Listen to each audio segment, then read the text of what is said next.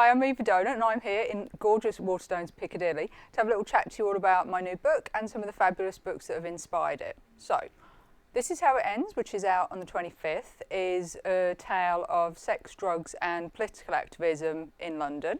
It's about a block of flats on the side of the Thames which is being pulled down as rapacious developers move in and push out, you know, the good ordinary people like you and me that live in it, and they're not going to take that line down. So, The Talented Mr. Ripley has been a massive influence on my work and actually on loads of writers. I think Patricia Highsmith is a real touchstone for a lot of crime authors. The thing that inspired me so much about it was This Is How It Ends is really about a toxic friendship that we don't realise is toxic at the beginning. Tom Ripley, who is, he's a bit of a drifter and a waster, but he's a con man, and he's a very, very smart con man, gets hired by the father of a rich kind of dissolute playboy to go to Europe and bring him back to face his responsibilities in the family business. Now, Dickie Greenleaf is, well, to give you some idea, he was played by Jude Law in the film, so, you know, we know what kind of guy he is. And Tom becomes incredibly drawn to Dickie, to the point where it's not enough to be in his life and to be part of that kind of glamorous European lifestyle he's living. He wants to go further. He actually wants to take Dickie's life. And the thing she does, I think, is so great. She's terrible actually, because she makes you complicit almost with Ripley in this book, because you come to hate Dickie and you are completely rooting for Tom to take over his life. And the whole Ripley ad, which is, I think, 4 books, they really should be a starting point for anyone that's getting into psychological thrillers, because they really are the best ones out there. Also, the film is lovely, which I know I shouldn't say when I'm selling the book, but it is a fabulous kind of duvet day film. So yeah, Patricia Highsmith, Talented Mr. Ripley, get on it. My second book is Notes on a Scandal by Zoe Heller. Now, this one's been out a little while. I think it came back in 2003, but it's actually aged remarkably well. And again, it's perfect for people who are reading kind of the current crop of psychological thrillers like The Woman Next Door by Cass Green or Claire McIntosh's books. It kind of is a forerunner again to those. It's set in a school in Archway in London and follows, well, what I really love about this book actually, you've got this fabulous unreliable narrator again, so it's kind of got the same thing that Patricia Highsmith did. So Barbara Cover is, she's kind of 60s, I hate the word spinster, but I'm afraid she just is, and you know, she calls herself in the book, so that's fine, I can say it as well. She's teaching at this school, and a new teacher called Sheba comes along, who's very upper class, very elegant. She's teaching pottery. She's just returning to work for the first time after being out with her family. And Sheba embarks on what at the time was described as an affair with a 15-year-old student, which I think now we would probably just call abuse, because that's what it is. And that initially seems like the central storyline to this book, is that this affair that she's having with this boy.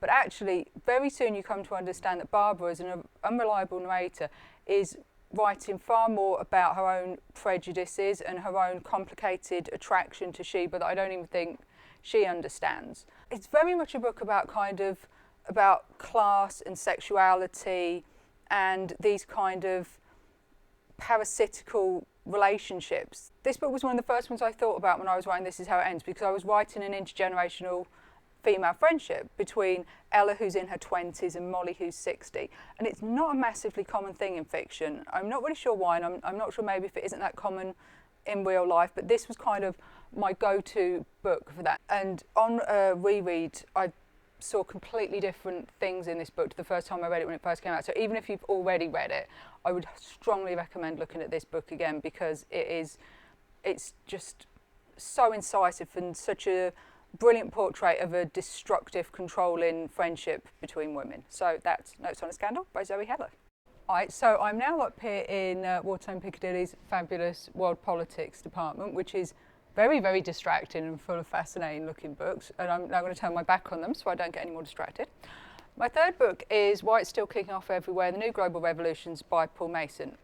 This was a hugely influential book when I was researching This Is How It Ends, because more than anything I think he's a writer that Ella would have been interested in, let's say. I'm not going to say why she would have been interested in, partly it's the stubble, mostly it's the book, but this book is, it's a really good grounding if you're very angry about what's happening politically, but you don't want to read loads of really chunky, complicated books, because this is really like narrative non-fiction about the rise in global protests, the Arab Spring, the Occupy movement.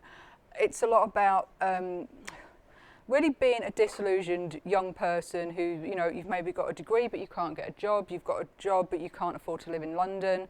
It's about kind of the things as a young person that you've been promised that society hasn't delivered to you.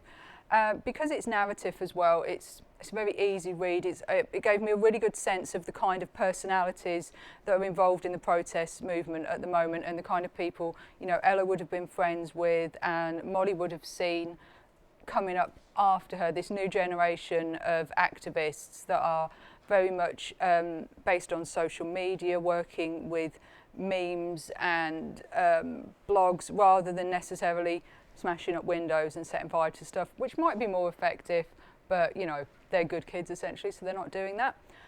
But really the thing with this book that I liked is it is just a fabulous entry point into post-capitalism and globalization. This is the one to buy kind of your student child or niece or nephew, especially if their parents are a little bit more right-wing and you're a bit more left-wing and you'd like to kind of drag them onto your path. So yeah, Paul Mason, White's still kicking off everywhere.